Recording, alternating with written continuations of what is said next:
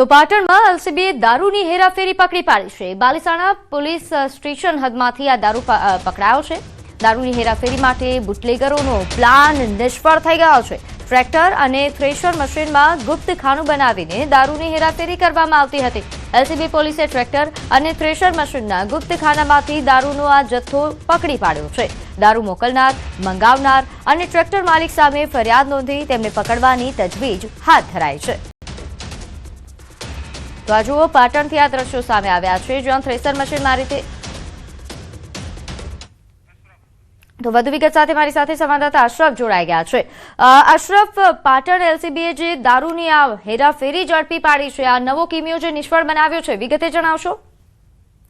બિલકુલ પ્રીતિ, 31 ડિસેમ્બર આવી રહી છે તે પહેલા બુટલેગરો દ્વારા અવનવા કિમિયા અજમાવીને ક્યાંક ગુજરાતમાં દારૂ ઘુસાડવાનો પ્રયત્ન કરી રહેવામાં આવી રહ્યો છે। પરંતુ આ દરમિયાન પાટણ એલસીબી પોલીસની સતર્કતાને લઈને પાટણ બાલીસાણા જે હાઈવે વિસ્તાર છે તે નજીક ત્યાંથી એક ટ્રેક્ટર આવી રહ્યો હતો। ટ્રેક્ટર પાછળ થ્રેશર મશીન લગાવી રહ્યો, એટલે એલસીબી પોલીસને ચોક્કસ બાતમી હતી કે આ ટ્રેક્ટર પાછળ જે થ્રેશર મશીન લાગેલું છે તેના અંદર ગુપ્ત ખાનું બનાવીને દારૂ લાવવામાં આવી રહ્યો છે। એટલે ચોક્કસ કહીશ કે એલસીબી પોલીસે બાતમીના આધારે જે ટ્રેક્ટર ઉભો રાખીને તપાસ કરવામાં આવ્યો તો તેની અંદર જે થ્રેશર મશીન હતો તેના ગુપ્ત ખાનામાંથી 2.95 લાખનો દારૂ ઝડપાયો છે અને કુલ 4.95 લાખનો મુદ્દા માલ એલસીબી પોલીસે ઝડપ્યો છે। મહત્વની વાત છે કે જે દારૂ ઘુસાડવાનો પ્રયાસ કરી રહ્યા હતા બુટલેગરો ક્યાંક પોલીસ પકડથી દૂર છે, એટલે કે દારૂ મોકલનાર, મંગાવનાર અને જે ટ્રેક્ટર માલિક છે તે તમામ ફરાર એલસીબી પોલીસે દર્શાવ્યા છે। પરંતુ મહત્વની વાત છે કે પાટણ એલસીબી પોલીસની સફળ રેડને કારણે હાલ જે પાટણ જિલ્લામાં દારૂ ઘુસાડવાનું જે નવું કાવતરું હતું તે કાવતરું ક્યાંક નિષ્ફળ નીવડ્યું છે। પ્રીતિ,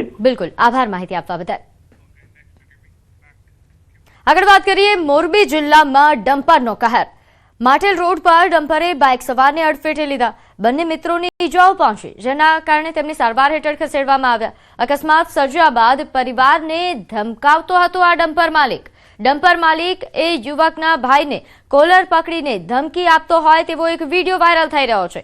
મોરબીની આ ઘટના છે, જ્યાં ધમકી આપતો આ વિડીયો સામે આવી રહ્યો છે। મોરબી જિલ્લામાં હાલ ડમ્પરનો કહેર વધી જ રહ્યો છે, કારણ કે આ પહેલા પણ આ પ્રકારની ઘટનાઓ સામે આવી હતી। માટેલ રોડ પર આ રીતે ડમ્પરે બાઇક સવારને ટક્કર મારી। અહીં બે યુવકો બાઇક પર સવાર હતા, જેમને સારવાર હેઠળ ખસેડવામાં આવ્યા છે। અને વાત અહીંથી અટકતી નથી। ચોંકાવનારી બાબત એ છે કે આ ડમ્પર માલિક દ્વારા ટક્કર માર્યા બાદ પણ અહીં જે રીતે ધાક ધમકી આપવામાં આવે છે તેનો વાક હોવા છતાં ડમ્પર માલિક યુવકના ભાઈને કોલર પકડીને ધમકી આપતો હોય તેવા પ્રકારનો વિડીયો વાયરલ થઈ રહ્યો છે। નોંધ છે કે છેલ્લા ઘણા સમયથી મોરબીમાં ભારે વાહનોને લઈને ઘણા સવાલો ઉઠી રહ્યા હતા।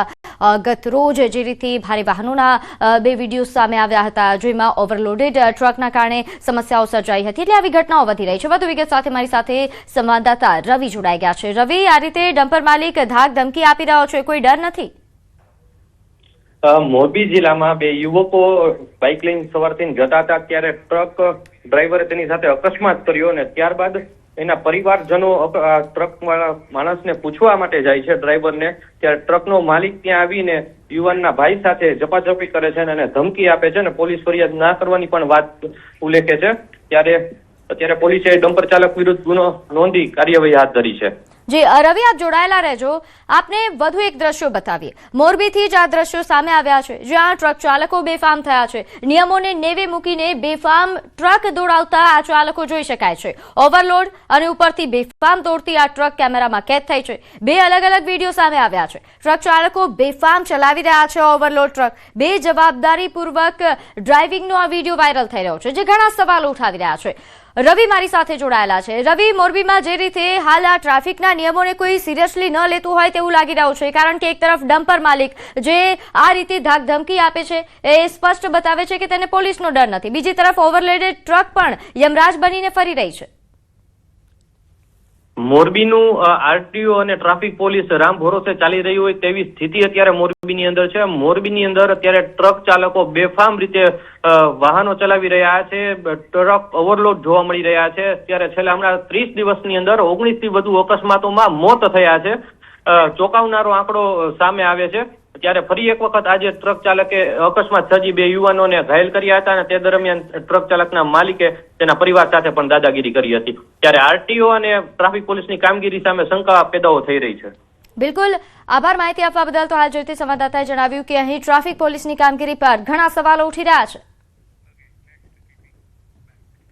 તો આ તરફ મહેસાણામાં તસ્કરો બેફામ બન્યા છે. આંબલિયાસણમાં દુકાનમાં ચોરીની ઘટના સામે આવી. દુકાનના તાળા તોડીને ચોરી કરી તો ઊંઝા વૈજનાથ મંદિરમાં પણ ચોર ત્રાટક્યા હતા. આ ચોરીની ઘટનાના સીસીટીવી ફૂટેજ પણ સામે આવ્યા છે. તો બે અલગ અલગ જગ્યાઓ પર ચોરીના આ બનાવો જે સામે આવી રહ્યા છે. મહેસાણાના આ બંને બનાવો છે.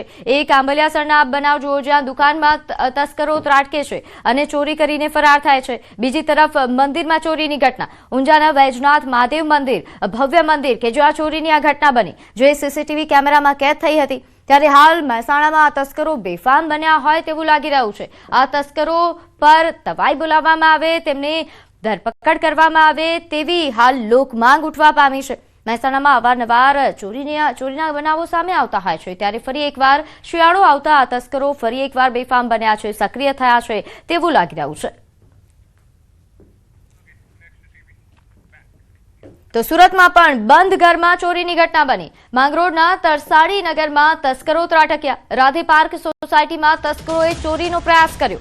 પરિવાર બહાર ગયો અને તસ્કરોએ તાળું તોડ્યું અને ઘરમાંથી કશું ન મળતા તસ્કરો વિલા મોઢે પરત ફર્યા. સોસાયટીમાં લાગેલા સીસીટીવીમાં તસ્કરોની આ ગતિવિધિઓ કેદ થઈ ગઈ છે. તો સુરતથી આ સીસીટીવી ફૂટેજ પણ સામે આવ્યા છે.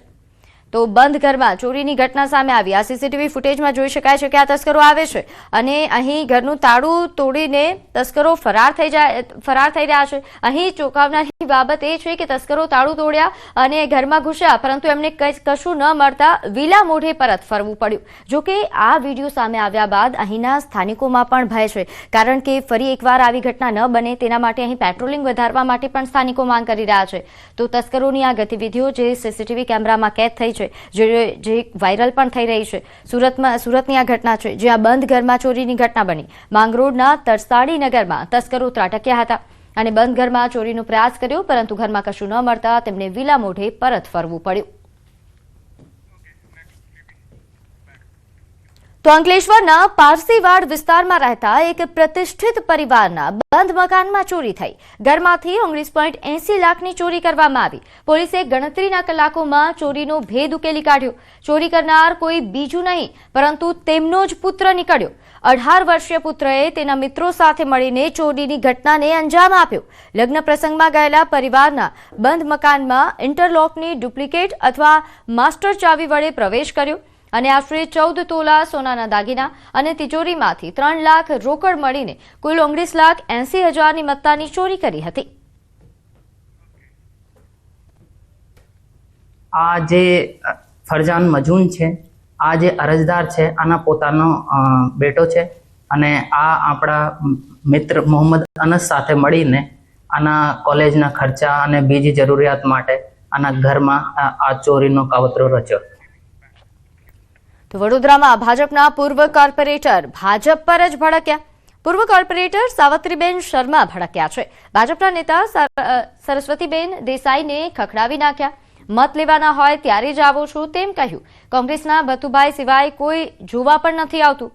ડભોઈ રોડની ભરતવાડી સ્થિત આંગણવાડીમાં બાળકોને ફળ અને ચીક્કી વિતરણનો કાર્યક્રમ હતો, જેનું આમંત્રણ આપવા માટે નેતા સરસ્વતીબેન દેસાઈ અહીં પહોંચ્યા હતા. ત્યારે આ ઘટના બની.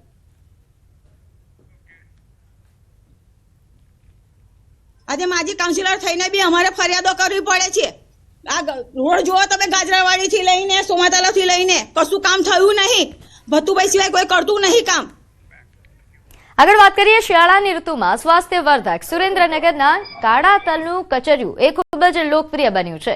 કાળા તલ, ગોળ, સૂંઠ તેમજ સૂકા મેવા જેવા પૌષ્ટિક તત્વોથી ભરપૂર આ કચરિયું એ રોગ પ્રતિકારક શક્તિ વધારે છે અને શરદી, કફ જેવા રોગ સામે રક્ષણ પણ આપે છે.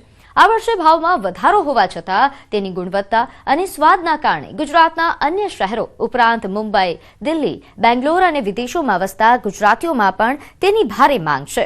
સુરેન્દ્રનગર અને વઢવાણના અંદાજે સૌથી વધુ વેપારીઓ દરરોજ 1000 કિલોથી વધુ તાજું કચરિયું બનાવીને વેચાણ કરી રહ્યા છે, જેનાથી શિયાળાના 4 માસ દરમિયાન અંદાજે 500થી વધુ પરિવારોને રોજગારી મળે છે. આને તલ, ગોળ, સૂંઠ અને ગોળ જે પ્યોર કોલ્હાપુરથી સ્પેશિયલ મંગાવવામાં આવે છે અને તેને મિક્સ કરી કાજુ બદામને આને લોકો સુધી પહોંચાડવામાં આવે છે. અને આ વર્ષે જે કાળા તલની ડિમાન્ડ વધી છે, જે પાકને નુકસાન થયું છે, એ હિસાબથી કચેરિયામાં પણ 20 રૂપિયા જેવો વધારો આવ્યો છે. પરંતુ આનો કોઈ ભાવ વધારાનો અસર ઘરાકી ઉપર દેખાતો નથી. શરીરના હાંધા, જે કંઈ આપણા શરીરની અંદર તેલની ઉણપ હોય, એ શરીરની ચામડી જે આપણી સુકાતી હોય તો એનાથી ઘણા ફાયદા થતા હોય છે. અને આરોગ્યની દ્રષ્ટિએ હું ખૂબ જ લાભપ્રદ ઉપયોગી છે. હું તો કહું છું, શિયાળાના ઋતુની અંદર અડદિયા, મેથી પાકની સાથે સાથે કાળા તલનું કચરિયું, સફેદ તલનું કચરિયું, ગુણકારી ઔષધિયુક્ત હોય, લોકોએ ખૂબ જ એનો બહોળા પ્રમાણમાં ખોરાક તરીકે કરવો જોઈએ. આ ખાવાથી તમારી હેલ્થ પણ ખાસી સારી રહે છે, કારણ કે આની અંદર જે ઓઇલ આવે છે એ તમને સાંધાના દુખાવા માટે, પછી તમારા બોડી માટે ઘણું સારું છે. અને વર્ષમાં એક વખત આ વસ્તુ ખાવી જ જોઈએ, જે તમારું આખું વર્ષ તમારું બોડી અને ઇમ્યુનિટી આપે છે. અને અમે આ વખતે પણ અમે 5 કિલો તો કચરું લઈ લીધું છે, બીજા માટે પણ લઈ જઈએ છીએ.